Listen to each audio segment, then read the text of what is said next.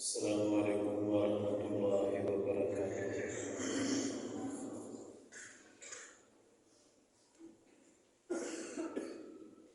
إن الحمد لله نحمده ونستعينه ونستغفره ونعوذ بالله من شرور أنفسنا ومن سيئات أعمالنا، من يهده الله فلا مضل له ومن يضلل فلا هادي له، وأشهد أن لا إله إلا الله وحده لا شريك له، وأشهد أن محمدا عبده ورسوله.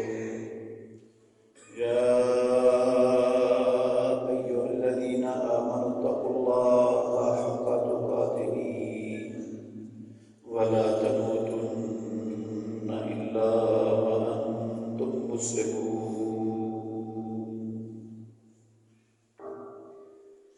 يا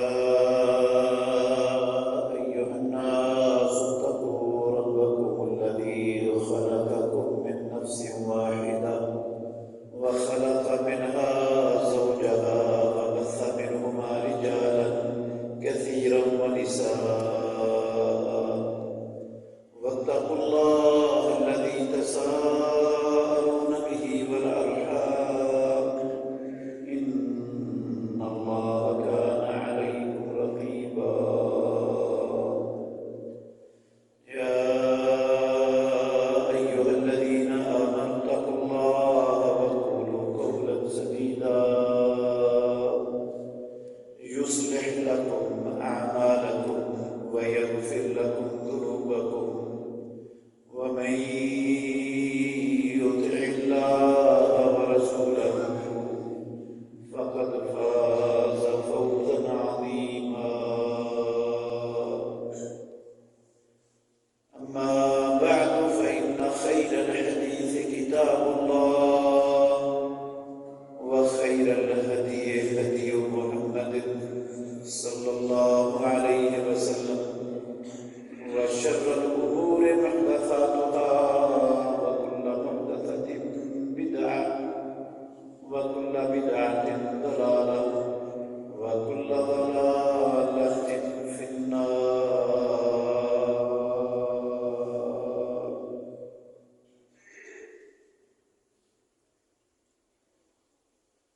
أعوذ بالله من الشيطان الرجيم. بسم الله الرحمن الرحيم. إن الله وملائكته يصلون على النبي، يا أيها الذين آمنوا صلوا عليه وسلموا تسليما.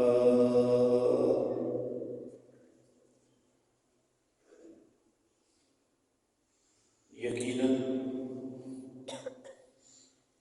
اللہ رب العالمین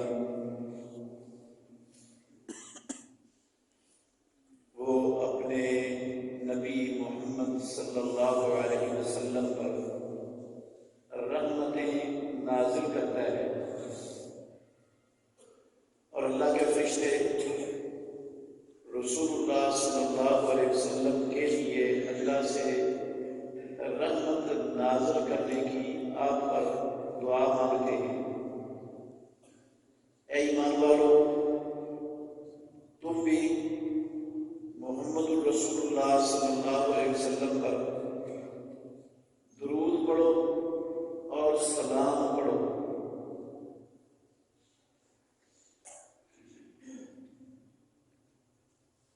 ہر قسم کی حمد و ثنا اللہ وحدہ لا شریک کی ذات اقدس کے لیے، بے شمار لا تعداد انگنت درود و سلام خاتم النبیین رحمت للعالمین محمد الرسول اللہ صلی اللہ علیہ وآلہ وسلم کی ذات گرامی کے لیے۔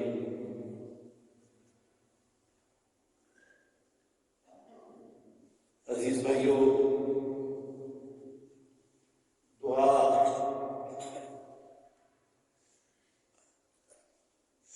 کے متعلق ہم اللہ تعالیٰ اور اس کے رسول کے فرامین کئی خطبات سے سن رہے ہیں۔ ہم نے دعا کی عظمت، اہمیت اور فضیلت تفصیل سے سنی۔ پھر دعا کن شرطوں سے قبول ہوتی ہے وہ شروط اور ان کے دلائل تفصیل سے سنے۔ پھر دعا کی قبولیت کا مطلب کیا ہے وہ بھی تفصیل سے دلائل کی روشنی میں میں نے آپ کے سامنے بیان کیا۔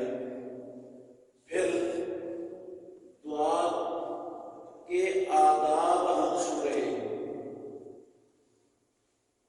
ہم نے دعا کے آداب میں سے ایک ادب پہلے یہ سنا کہ دعا کرنے والا جب بھی دعا کرے تو اس کو قبلہ رخ ہو کر قبلہ کی طرف منہ کر کے دعا کرنی چاہیے۔ دعا کے آداب میں سے ایک ادب ہم نے یہ سنا کہ کچھ دعائیں ایسی ہیں جن میں ہاتھ اٹھا کر دعا کرنا یہ دعا کے ادب میں شامل ہے اور سنت اور مسنون عمل ہے، اور کچھ دعائیں ایسی ہیں جن دعاؤں میں دونوں ہاتھوں کو اٹھائے بغیر دعا کرنا یہ سنت ہے محمد رسول اللہ صلی اللہ علیہ وسلم کی۔ وہاں ہاتھوں کو نہ اٹھانا دعا کے ادب میں سے ایک ادب ہے۔ اور یہ بھی ہم نے سنا کہ دعا کے آداب میں سے ایک ادب وضو کرنا ہے، مطلب دعا سے پہلے وضو کرے۔ اس کے دلائل بھی میں نے آپ کے سامنے بیان کیے۔ پھر ہم نے پچھلے خطبہ جمعہ میں دعا، اجتماعی دعا، اس کے حوالے سے بھی تفصیل سے سنا۔ 2 یا 3 ادب دعا کے آداب میں سے اختصار کے ساتھ آج آپ کے سامنے رکھنا چاہتا ہوں۔ اگر ہم ان آداب کا خیال رکھیں گے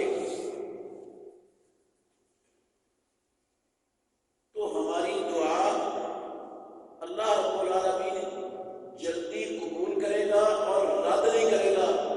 جلدی لیے جب ان آداب کو مد نظر رکھا جائے گا، دعا کرنے والا مد نظر رکھے گا۔ ان آداب میں سے ایک ادب ہے، جب بھی اللہ رب العالمین سے مانگنا ہے، جب بھی دعا کرنی ہے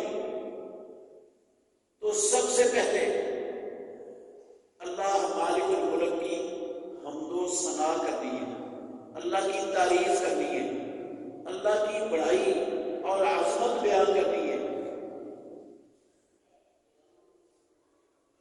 پھر محمد رسول اللہ صلی اللہ علیہ وسلم پر درود پڑھنا ہے، اللہ کی تعریف، پھر امام الانبیاء پر درود، اس کے بعد جو بھی ضرورت ہے، جو آپ نے اللہ رب العالمین سے مانگنا ہے وہ مانگنا ہے۔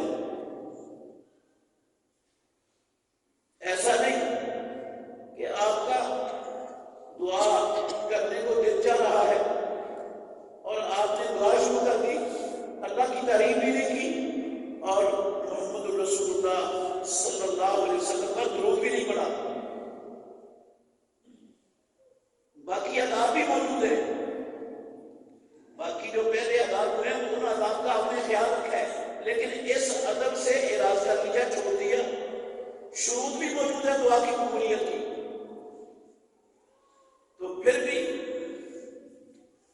اے ممکن رب العالمین تک وہ ہماری دعا پہنچے ہی نہ۔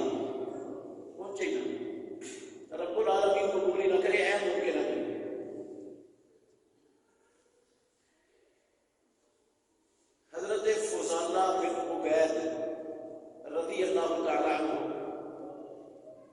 کہتے ہیں کہ رسول مکرم صلی اللہ علیہ وسلم تشریف فرما تھے، ہم بھی آپ صلی اللہ علیہ وسلم کے ساتھ بیٹھے ہوئے تھے، ایک شخص آیا مسجد میں داخل ہوا، اس نے آ کر 2 رکعتیں پڑھی اور پھر اس نے اللہ رب العالمین سے دعا مانگنی شروع کر دی، کہنے لگا اللہم اغفر لی وارحمنی، یا اللہ میرے گناہ معاف کر دے اور میرے اوپر اپنی رحمتیں نازل فرما۔ یہ اس نے دعا کی۔ رسول مکرم صلی اللہ علیہ وآلہ وسلم نے اس بندے سے کہا عاجلتا ایھا المصلی، نمازی، نماز پڑھنے والے، تو نے جلد بازی کی ہے، تو نے جلدی کی ہے، دعا مانگنے کا یہ طریقہ نہیں ہے جو تو نے اختیار کی ہے، کہ ڈائریکٹ اللہ رب العالمین سے کہہ رہا ہے یا اللہ مجھے معاف کر دے، میرے اوپر رحم نازل فرما۔ امام الانبیاء محمد رسول اللہ صلی اللہ علیہ وسلم نے اس بندے سے کہا جب دعا مانگنی ہو تو سب سے پہلے اللہ کی تعریف کر، اللہ کی تعریف کر، اللہ کی تعریف کرنے کے بعد پھر ثم صلی علیہ، مجھ پر درود پڑھ، ثم دو، پیارے پیغمبر نے کہا پھر دعا کا وقت ہوگا، پھر دعا کرنا۔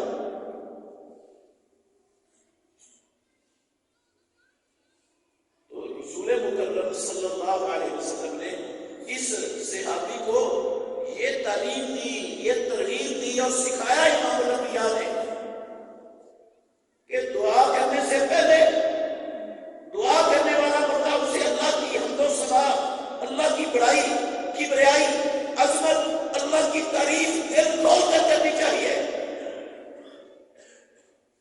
اور پھر محمد رسول اللہ صلی اللہ علیہ وسلم پر درود پڑھنا چاہیے، پھر دعا مانگنی چاہیے۔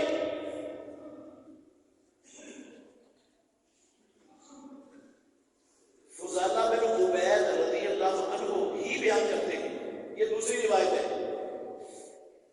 کہتے ہیں اس کے بعد ایک دوسرا بندہ آیا، مسجد میں داخل ہوا، اس نے نماز پڑھی، پھر اللہ کی حمد و ثنا کی، پھر محمد الرسول اللہ صلی اللہ علیہ وسلم پر درود پڑھا۔ یہ اللہ کے نبی سارا کچھ دیکھ رہے تھے، سن رہے تھے اس سے، تو جب اس نے اللہ کی تعریف بھی کی، درود بھی پڑھا، تو پیارے پیغمبر کہنے لگے ادعو اللہ، تو جب اب اللہ سے دعا کر، اب تیری دعا قبول کر لی جائے گی، ادعو اللہ، تو جب اللہ سے مانگ، اب اللہ رب العالمین تیری دعا سنے گا اور قبول کرے گا، اب مانگ، یہ ہے مانگنے کا طریقہ۔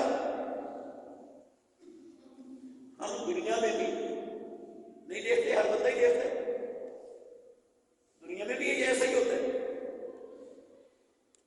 بچہ ہوتا نا چھوٹا،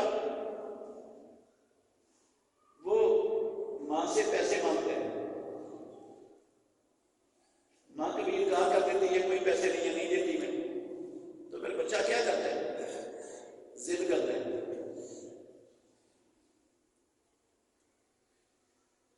ماں کی تعریف کرتا ہے کہ تو بڑی اچھی ہے، فلاں اچھا نہیں ہے، تو بڑی اچھی ہے، ماں فوراً تیار ہو جاتی ہے کہ یہ تو میری تعریف کر رہا ہے، مجھے اچھا سمجھ رہا ہے، میں اس کو پیسے دوں۔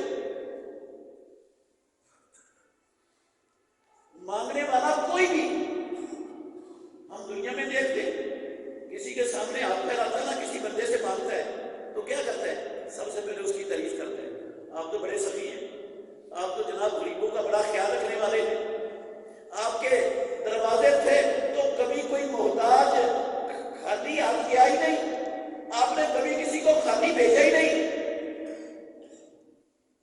مانگنے والا جب کسی سے مانگنے جاتا ہے تو تعریف کرتا ہے، اس کی خوشامد کرتا ہے. خوشامد کرنے کے بعد، تعریف کرنے کے بعد پھر اس سے مانگتا ہے. دنیا میں بھی ایسا ہی ہوتا ہے. تو امام الانبیاء محمد رسول اللہ صلی اللہ علیہ وسلم نے بھی یہی سکھایا ہے. دعا کے آداب میں سے یہ ادب ہے کہ سب سے پہلے دعا کرنے والا وہ اللہ رب العالمین کی تعریف کرے. اللہ کی تعریف کن الفاظ سے کرنی؟ اللہ کی تعریف کرنے کا مطلب کیا ہے؟ میرے بھائیوں، ہم سب کے سب لوگ، کوئی بندہ ایسا نہیں مسلمانوں میں جس کو سورہ اخلاص زبانی نہ آتی ہے.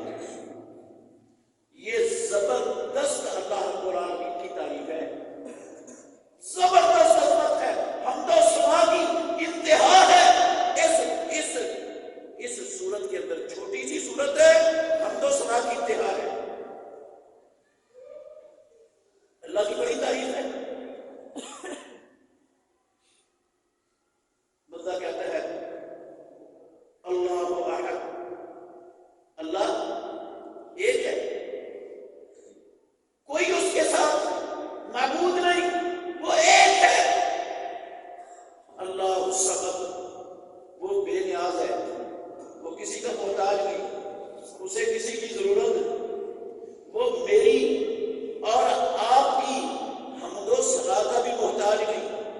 میں اور آپ اللہ کی حمد و ثنا کریں، رب کی تعریف کریں تو اللہ کی قسم اللہ کو اس کا کوئی فائدہ نہیں ہے رب کو اس کا. اور اگر میں اور آپ کوئی بندہ بھی اللہ کی تعریف اور حمد و ثنا نہ کرے، پروردگار کو اس کا کوئی نقصان نہیں. وہ محتاج نہیں ہے، وہ غنی ہے، بے نیاز ہے، بے قدرہ ہے. ساری مخلوق اس کی محتاج ہے، وہ محتاج نہیں ہے کسی کا.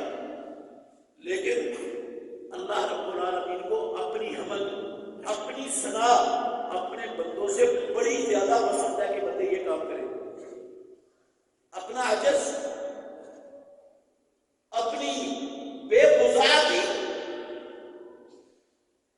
وہ اللہ رب العالمین کے سامنے رکھے کہ میں عاجز ہوں، میں بے بس ہوں، میں کچھ کرنے کے قابل نہیں، میرے پاس کوئی ہیلا، کوئی اختیار نہیں تیری توفیق کے بغیر. پروردگار جب بندہ یہ اپنے آپ کو عاجز کرتا ہے نا اپنے رب کے سامنے، مالک کے سامنے، مالک کی تعریف کرتا ہے، خوش ہوتا ہے رب العالمین بڑا اس بندے کا.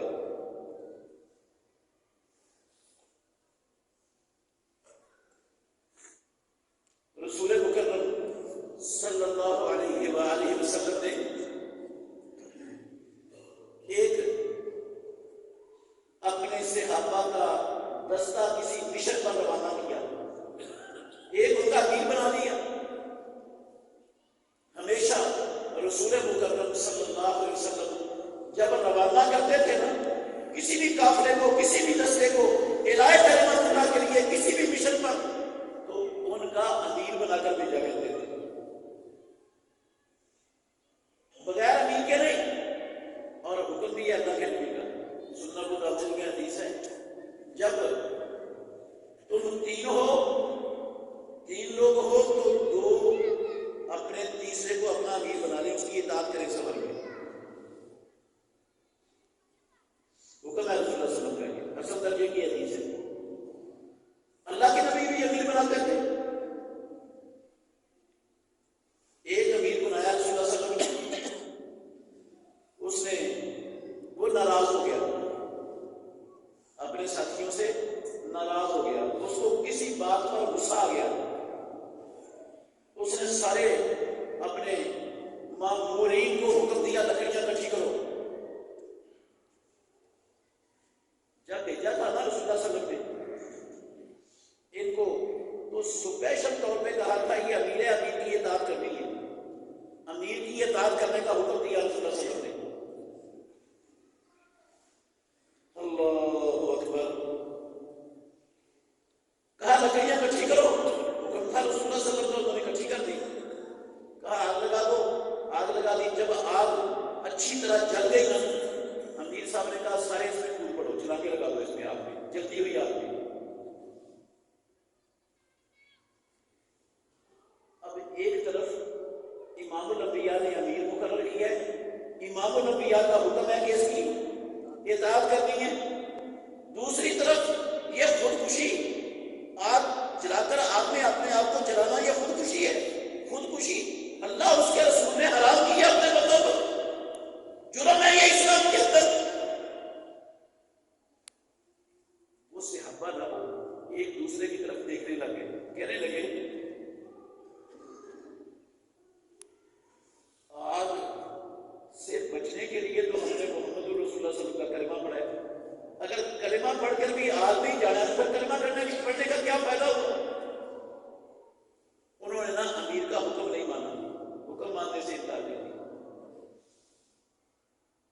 معاملہ جب رسول اللہ صلی اللہ علیہ وسلم تک پہنچا، آپ نے فرمایا اگر یہ آگ میں کود پڑتے تو ہمیشہ آگ میں رہتے، کبھی آگ سے نہ نکلتے. لا طاعت لمخلوق فی معصیت الخالق. ایک طرف خالق کا حکم ہو، رب کا حکم ہو، اس کے آخری نبی محمد الرسول اللہ کا حکم ہو، اور دوسری طرف امیر کا حکم ہو جو ان حکموں سے، اللہ اور اللہ کے رسول کے حکموں سے ٹکراتا ہو، تو پھر امیر کی اطاعت، پھر کسی کی اطاعت نہیں، نہ ماں کی، نہ باپ کی، نہ امیر کی، نہ کسی اور شخص کی ہستی نہیں مخلوق میں جس کی اطاعت ہو اللہ اور اللہ کے رسول کے فرمان کے مقابلے میں. تو یہ بھی امیر تھا. یہ دوسری حدیث میں جو سنا رہا ہوں، امیر کی بات ہے تو میں نے یہ حدیث سنا دی. امیر مقرر کیا ہوا تھا رسول اللہ صلی اللہ علیہ وسلم نے. اس بندے کو امیر ہی نماز پڑھاتا تھا، جماعت بھی وہی کرواتا تھا. رسول اللہ صلی اللہ علیہ وسلم کے دور میں، خلفائے راشدین کے دور میں، صحابہ کی زندگیوں میں جو عمراء ہوتے تھے نا، خدا خطیب بھی وہی ہوتے تھے لوگوں کے، امام مسجد بھی وہی ہوتے تھے،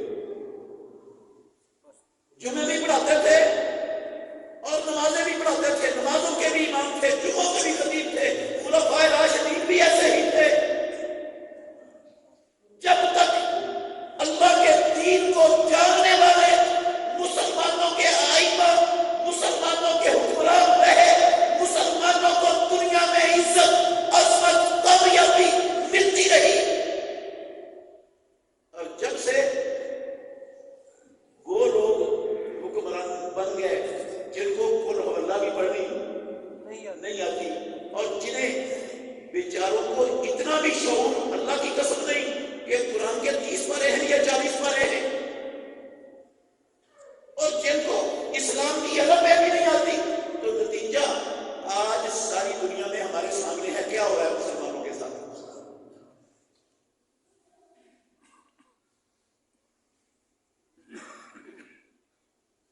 جب دین سے دور، دین سے کورے، دین سے نابلد لوگ، ان کے ہاتھوں میں مسلمانوں کے اختیارات کی زمام آتی ہے، تو پھر نتیجہ یہی نکلتا ہے میرے بھائیوں، جو آج ہم اپنی آنکھوں سے دیکھ رہے ہیں، جو آج ہم اپنی زندگیوں میں محسوس کر رہے ہیں.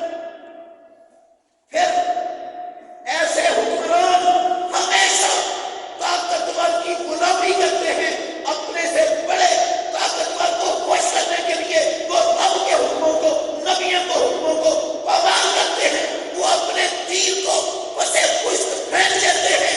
جو دنیا میں طاقتور ہوتا ہے وہ اپنا خدا ہوتا ہے، اس کے سامنے جھکتے ہیں اس کی خوشنودی کے لیے.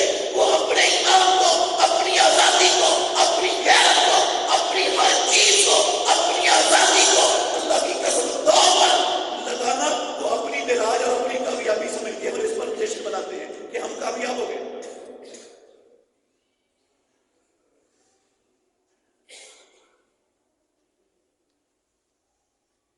اللہ اکبر. تو بتا رہا تھا وہ امیر جب نماز پڑھاتا تھا نا،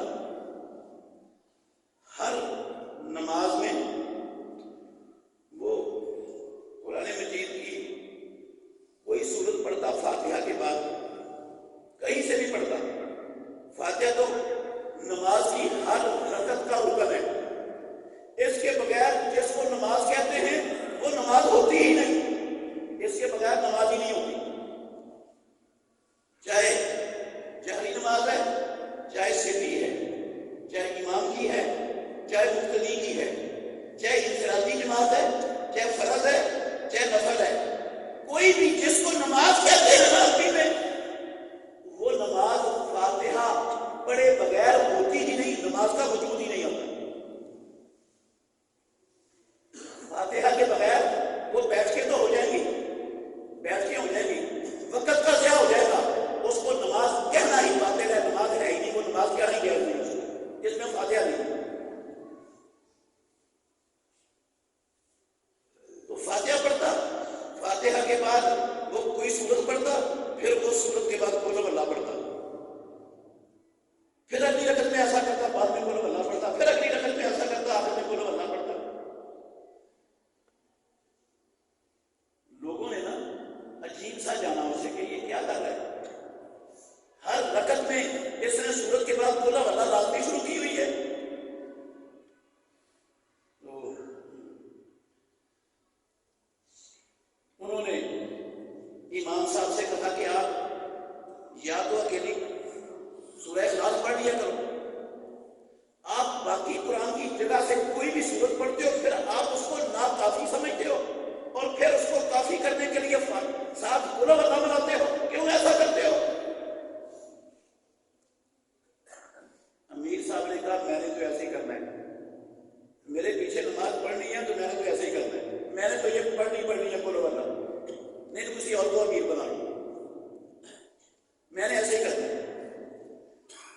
اس سے زیادہ نیک، زیادہ علم والا، زیادہ قرآن کا قاری ان کی نظر میں اس قافلے کے اندر کوئی نہیں تھا. انہوں نے امیر تو نہیں بدلا. اللہ کے نبی کو آ کر شکایت لگا دی کہ اللہ کے نبی، ہمارے امام صاحب جس کو آپ نے ہمارا امیر مقرر کیا وہ نماز میں یہ کام کرتا ہے، ہر وقت میں دوسری سورت پڑھنے کے بعد قل اللہ ضرور پڑھتا ہے.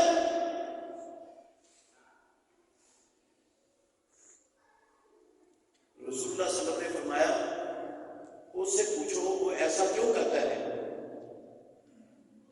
اس سے پوچھا گیا، اس نے کہا اس صورت میں اللہ کی حمد و ثنا ہے، اس صورت میں رب کی تعریف ہے بڑی زبردست، اور اللہ کی حمد اور اللہ کی ثنا، رب کی تعریف کی وجہ سے یہ صورت مجھے بڑی پسند ہے.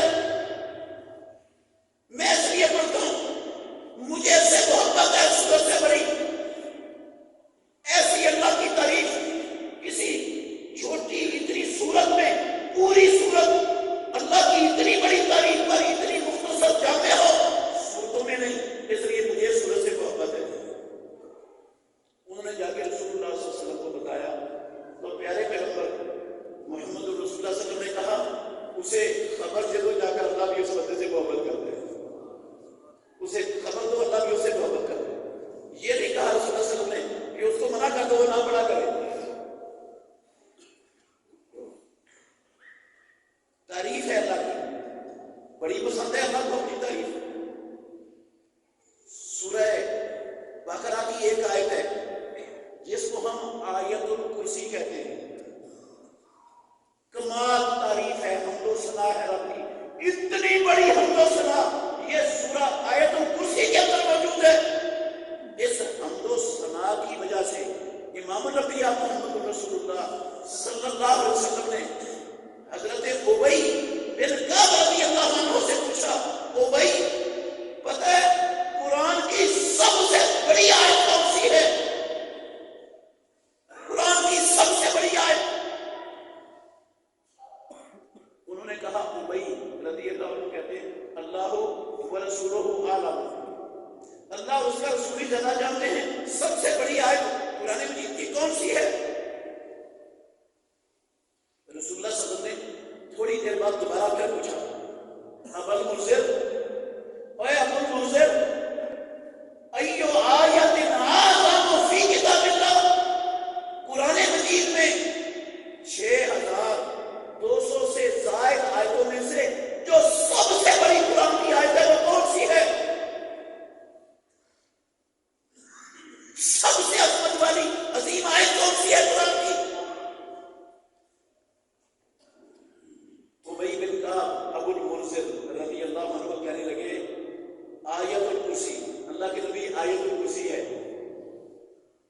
پیارے پیغمبر نے ابئی کے سینے پر ہاتھ مارا اور کہا لِيَهْدِيَكَ الْعِلْمُ، ابو المنذر تجھے علم مبارک ہو، علم مبارک ہو تجھے، مبارک علم ہے یہ جو اللہ رب العالمین نے آپ کو عطا کیا۔ امام الانبیاء نے اس آیت الکرسی کو، اس ایک آیت کو قرآن مجید کی آیات میں سے سب سے عظیم، سب سے بڑی اور سب سے عظمت والی آیت اس لیے قرار دیا کہ جتنی تعریف اس آیت کے اندر اللہ کی ہے کسی آیت کے اندر اتنی تعریف نہیں۔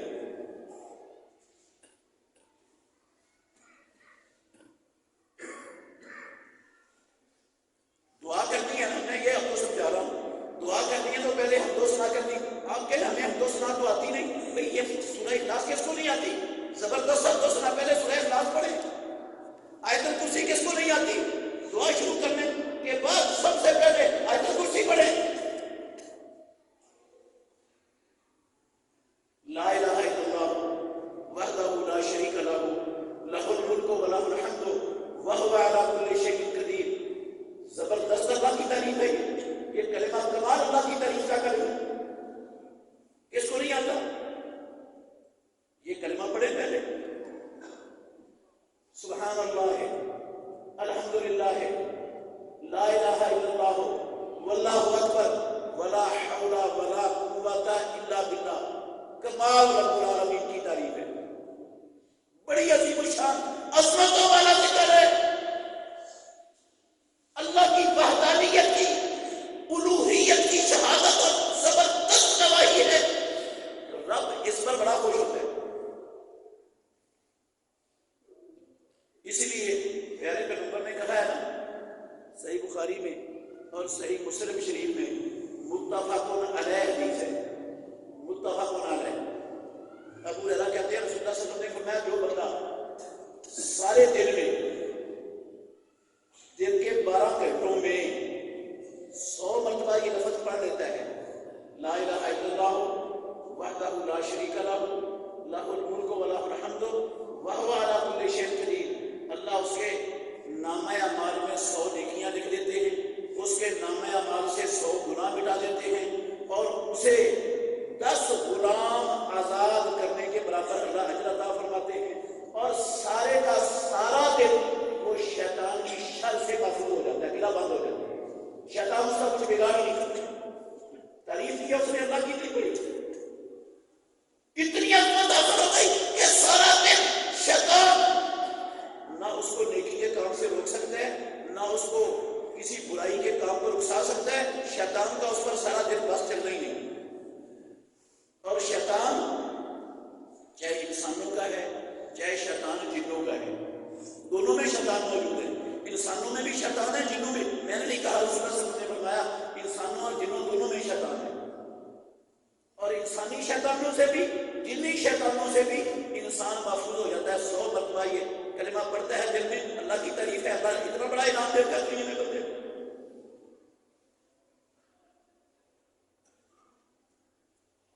تو اللہ کی تعریف سب سے پہلے دعا کے آداب میں سے، جب بھی دعا کرنی ہے، جب بھی مانگنا ہے رب العالمین سے، ہاتھ اٹھا کر مانگے یا ہاتھ اٹھانے کے بغیر مانگے، تہجد کے ٹائم مانگے یا کسی وقت مانگے، اللہ کی تعریف کرے پہلے۔ اور یہ تعریف کے چند الفاظ میں نے آپ کو بتائے ہیں، پھر محمد رسول اللہ صلی اللہ علیہ وسلم پر درود پڑھیں۔ حضرت علی بن ابی طالب رضی اللہ عنہ، ان کا اثر ہے، علامہ ناصر الدین البانی رحمۃ اللہ علیہ نے سلسلہ الاحادیث الصحیحہ کے اندر اس اثر کو درج کیا اور صحیح قرار دیا۔ وہ کہتے ہیں کل دعاء محجوب،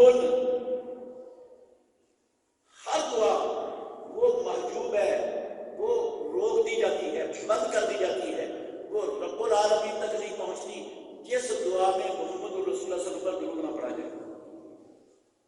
ہر دعا ہی محجوب ہے۔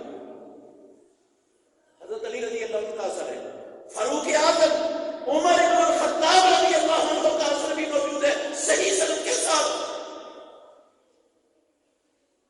فاروق اعظم رضی اللہ تعالیٰ عنہ کہتے ہیں کہ کل دعائے موقوف بین الارض والسماء، ہر دعا کرنے والے کی دعا آسمان اور زمین کے درمیان لٹک جاتی ہے. جب تک وہ محمد رسول اللہ صلی اللہ علیہ وسلم پر درود نہیں نہ پڑتا اس کی دعا آسمان تک جاتی ہی نہیں، لٹکی جاتی ہے. موقوف ضرور ہے یہ اثر، لیکن حکمن مرفوع ہیں. ان کو محدثین کہتے ہیں حکمن مرفوع، کیونکہ یہ ایسی باتیں ہیں جو انسان اپنی عقل سے، رائے سے، فکر اور سوچ سے نہیں کر سکتا. انہوں نے ان صحابہ نے سنی ہے تو یہ بات کر رہے ہیں. حکمن مرفوع ہوتی ہے یہ روایت. تو درود پڑھنے میں ٹائم کتنا ضائع ہو جاتا ہے، کتنا لگتا ہے؟ کوئی ضائع نہیں ہوتا. درود پڑھنے سے تو ٹائم ضائع نہیں ہوتا. ابی بن کعب رضی اللہ عنہ کہتے ہیں اللہ کے نبی انی اکثر الصلاۃ علیک، اللہ کے نبی میں بہت زیادہ دعا کرتا ہوں، مجھے دعا کرنے کا بڑا شوق ہے، بڑی دعا کی لذت آتی ہے، میں دعا کرتا ہوں بڑی. تو میں اس دعا کے وقت میں آپ پر درود پڑھنا چاہتا ہوں، تو میں اس وقت میں کتنا وقت آپ کے اوپر درود پڑھا کروں؟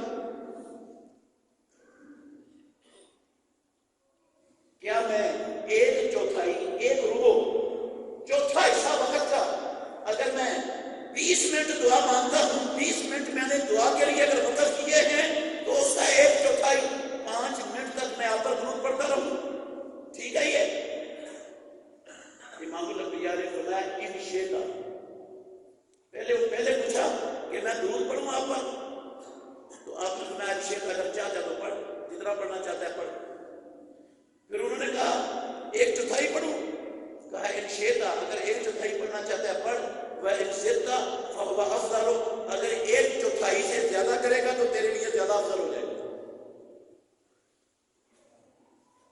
وہ کہہ رہے ہیں اللہ کے نبی اگر ایک چوتھائی سے زیادہ وقت درود کو دینا زیادہ افضل ہے تو پھر میں آدھا ٹائم دعا کر لوں گا، آدھا ٹائم کیا کر لوں گا؟ درود پڑھ لوں گا آپ پر. آپ نے فرمایا ان شئت، کوئی مسئلہ نہیں، ایسا کرنا چاہے تو کر لے، لیکن ان زدت فہو افضل، اگر آدھے سے بھی درود پڑھنے کو زیادہ کر دے گا نا تو یہ زیادہ افضل ہے. اس نے کہا اللہ کے نبی اذن الثلثین، پھر میں 2/3 وقت آپ پر درود پڑھوں گا، 1/3 دعا مانگ لوں گا. آپ سے سمجھ میں فرمایا ان شئت، اگر تو ایسا کرنا چاہتا تو کر سکتا ہے. وَإِن زِدْتَ فَهُوَ أَفْضَلُ، اگر تو 2/3 سے بھی زیادہ وقت درود کو دیتا ہے وہ افضل ہے. پھر ابی بن کعب رضی اللہ عنہ کہتے ہیں میں نے کہا اللہ کے نبی پھر میں اپنا سارا وقت آپ پر درود ہی پڑھتا رہوں. تو امام الانبیاء نے کہا اذن یغفر ذنبک، اللہ تیرے سارے گناہ معاف کر دے گا اور رب تیری ساری کی ساری ضرورتیں پوری کر دے گا، تجھے محتاج نہیں دے گا. تیری ساری ضرورتیں، جتنا وقت تیرے پاس دعا کا ہے وہ سارے کا سارا دعا کا وقت امام الانبیاء پر درود پڑھ تو اللہ تیرے گناہ بھی معاف کر دے گا، تیرے غم و ہموں میں بھی کافی ہو جائے گا. تو درود پڑھنے سے وقت نہیں ضائع ہوتا، اس سے دعا کی قبولیت ہوتی ہے، دعا لٹکی نہیں رہتی، رب تک پہنچ جاتی ہے دعا درود کے ساتھ. پہلے اللہ کی تعریف، پھر محمد رسول اللہ صلی اللہ علیہ وسلم پر درود. میرے بھائیوں درود وہ پڑھنا ہے، درود وہ پڑھنا ہے دعا سے پہلے جو آسمانوں والے رب نے اپنے آخری نبی محمد رسول اللہ پر اتارا ہے، جو اللہ کے نبی نے پڑھا ہے، جو پیارے پیغمبر نے صحابہ کو سکھایا ہے، جو صحابہ رضوان اللہ علیہم اجمعین اللہ کے نبی کی زندگی میں پڑھتے تھے، وہ درود پڑھنا ہے. درود پڑھنا ہے بہت بڑی عبادت ہے. حکم دیا اللہ نے، حکم دیا اللہ نے یا ایھا الذین آمنوا صلوا علیہ وسلموا تسلیما، میرے نبی پر درود بھی پڑھو، سلام بھی پڑھو، حکم ہے رب العالمین کا مسلمانوں کو.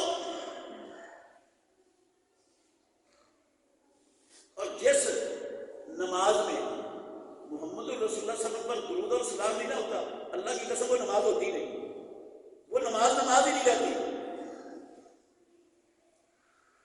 وہ نماز ہی نہیں رہتی۔ کئی لوگوں نے یہ بھی کہا، فتوے بھی لکھے ہوئے، کتابوں میں بھی لکھا ہوا ہے، بھئی اتنی کو دیر بیٹھ جاؤ، دوسرے آخری رکعت میں دوسرے سجدے سے اٹھ کر اتنی کو دیر بیٹھ جاؤ جتنی دیر تشہد پڑھنے کو اتحیات پڑھنے کو لگتی ہے، بس اتنی دیر بیٹھنے کے بعد پڑھنا نہیں ہے کچھ بھی، اتنی دیر بیٹھنے کے بعد کوئی ایسا عمل کر دو جو نماز کے منافی ہے تو آپ کی نماز پوری ہوگی۔ نہ اتحیات پڑھنے کی ضرورت، نہ درود شریف پڑھنے کی ضرورت، نہ جو دعا محمد رسول اللہ صلی اللہ علیہ وسلم نے پڑھنے کا حکم دیا نہ وہ پڑھنے کی ضرورت، بس اتنی کو دیر بیٹھنا ہے جتنی دیر میں بندہ اتحیات پڑھتا ہے، پھر کسی کو گالی نکالتے، پھر کوئی کھا پی لے، پھر بول چال لے، کوئی عمل کر دے جس سے جو نماز کے منافی ہے، تو اس کی نماز سکے بند ہے، پوری ہوگی نماز، کتابوں پر لکھا ہوا، کتابوں میں لکھا ہوا۔ اور جن لوگوں نے یہ کتابوں میں لکھا ہے وہ تانا دوسروں کو دیتے ہیں کہ وہ درود کے منکر ہیں، اور درود خود بھی نہیں پڑھتے، کہتے ہیں درود کے بغیر، ہم کہتے ہیں درود کے بغیر نماز ہوتی نہیں، حکم ہے اللہ کا قرآن مجید میں محمد رسول اللہ پر سلام اور سلام پڑھنا نماز کے فرض ہے۔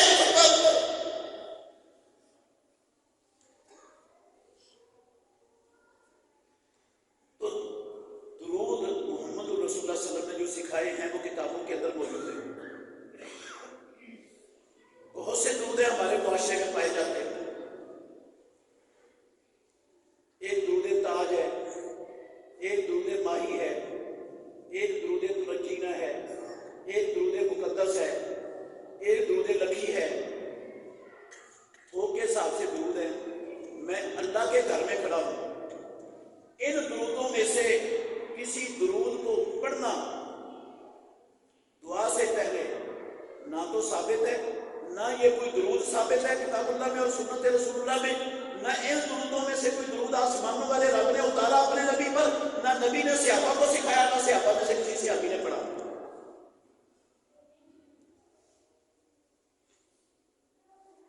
اسلام محمد الرسول اللہ کی زندگی میں مکمل ہو چکا تھا، آپ صلی اللہ علیہ وسلم کے بعد وہی نہ کسی پر اتری ہے اور نہ قیامت تک وہی کسی پر اترنی ہے۔ جو دین محمد الرسول اللہ کی زندگی میں تھا نا آج بھی وہی ہے، قیامت تک وہی قبول ہے۔ جو اس سے ادھر ادھر ہٹے گا اس کی دنیا بھی برباد ہو جائے گی، آخرت بھی برباد ہو جائے گی۔ اللہ رب العالمین ہر کچھ قبول نہیں کرتا ایسا دین جو رب نے اپنے نبی محمد الرسول اللہ پر اتارا نا۔ لوگوں نے ایک درود بنایا ہوا چھوٹا سا، کہتے ہیں جمعے والے دن یہ 70 مرتبہ پڑھو گے تو 80 سالوں کے گناہ معاف، 80 سالوں کے گناہ معاف۔ نہ قرآن کی آیت ہے، نہ محمد الرسول اللہ صلی اللہ علیہ وسلم کا فرمان ہے، نہ کسی صحابی کا عمل ہے۔ اپنے گھر سے درود بھی اپنے گھر سے تیار کیا اور فضیلت بھی اپنے گھر سے بنائی، دونوں چیزیں گھر سے تیار کر کے نشر کر دی، لوگوں نے کرا دی، اور لوگ کہتے ہیں جمعے والے دن یہ والا درود پڑھنے سے 80 سالوں کے گناہ معاف ہو جاتے ہیں۔ اس کا مطلب ہے اللہ رب العالمین کو نہیں پتا تھا ان چیزوں کا، محمد الرسول اللہ صلی اللہ علیہ وسلم کو بھی علم نہیں تھا ان چیزوں کا، اور ان درود بنانے والوں اور فضیلت تیار کرنے والوں کو اللہ اور اللہ کے رسول سے زیادہ علم ہے کہ کس سے کتنے سالوں کے گناہ معاف ہوئے، اور لوگ لگے جو سنت اور مسنون الفاظ ہیں وہ نہیں آتے، اور جو خود تیار کیے ہوئے ایجاد کردہ بنائے ہوئے اللہ کی قسم جتنا بھی کوئی فصیح و بلیغ جملہ بنا لے، کعبے کے رب کی قسم ہے محمد رسول اللہ صلی اللہ علیہ وسلم پر نازل کرتا درود کے ایک ذرے کے برابر بھی نہیں پہنچ سکتا۔ جو برکت محمد رسول اللہ صلی اللہ علیہ وسلم کے سکھائے ہوئے درود میں آپ کھرم مرتبہ پڑھ لیں، وہ برکت، وہ فضیلت، وہ عظمت سواری پیدا نہیں ہوتا، اثر ہو جائے گناہ ملے گا، چھتر پڑے گا رب کے پاس جا کر۔ اللہ کے دین کو ناقص سمجھا، ادھورا سمجھا، ناکافی سمجھا، نبی کے دین کو چھوڑ کر لوگوں کے بنائے ہوئے دین کو سینے سے لگا لیا۔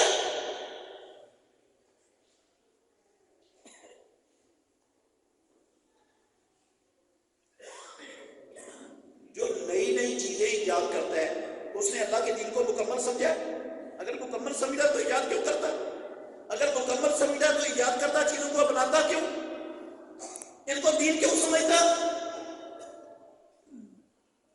درود پڑھنا ہے، حکم ہے اللہ کا درود پڑھنے کا، اور عبادت ہے، عبادت ہے۔ پیارے پیغمبر نے فرمایا قیامت والے دن سب سے زیادہ میرے محمد رسول اللہ کے قریب وہ بندہ ہوگا جو دنیا میں سب سے زیادہ مجھ محمد رسول اللہ پر درود پڑھنے والا ہے۔ اقربہم الیہ یوم القیامت اکثرہم علیہ صلاۃ، میرے سب سے زیادہ قریب وہ ہوگا جو سب سے زیادہ مجھ پر درود پڑھنے والا ہوگا۔ درود پڑھنا ہے، ضرور پڑھے، فرض ہے درود پڑھنا، لیکن وہ پڑھنا ہے جو آسمانوں والے رب نے اتارا ہے، جو نبی نے سکھایا۔ اپنا بنایا ہوا کوئی درود نہیں چلتا اسلام میں۔